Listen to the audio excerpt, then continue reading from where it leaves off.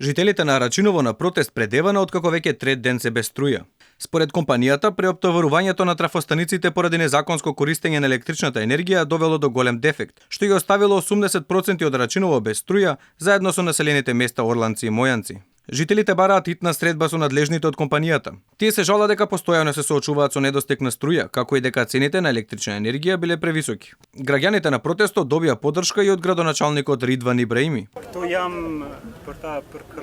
Неприфатливо е сите овие граѓани на овој ден да се соочат со голема неправда. Континуирано следиме состојбата, не знам чија е целта, кому му одговара ситуацијата да ескалира. Неприфатливо е нехуманото однесување на компанијата Евана, обврска на компанијата Евана да преземе исти мерки, да воспостави ред и ред како и во сите други општини. Само ова бараме, ништо повеќе. Од Евана велат дека селото не е безбедно за нивните екипи кои постојано биле мета на жителите и затоа не можеле да интервенираат и да го поправат системот. Во Арачиново нашите екипи многу често се соочуваат со вербални и физички напади од страна на мештаните, со што во целост им се оневозможува работењето.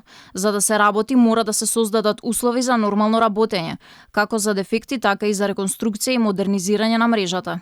Се додека не постојат нормални услови за работење и има спречување во работата, нема да постои можност за санација. Според засега непотврдени податоци, трафостаниците низ општината бележат загуби од 65 до 96% од електричната енергија. Во февруари годинава, според неофицијалните пресметки во овој регион биле украдени вкупно 2800 мегават часови, што на годишно ниво се повеќе од 20.000 мегават часови, односно околу 6 милиони евра. Ова не е прв пат жителите на Рачиново да протестираат поради струјата.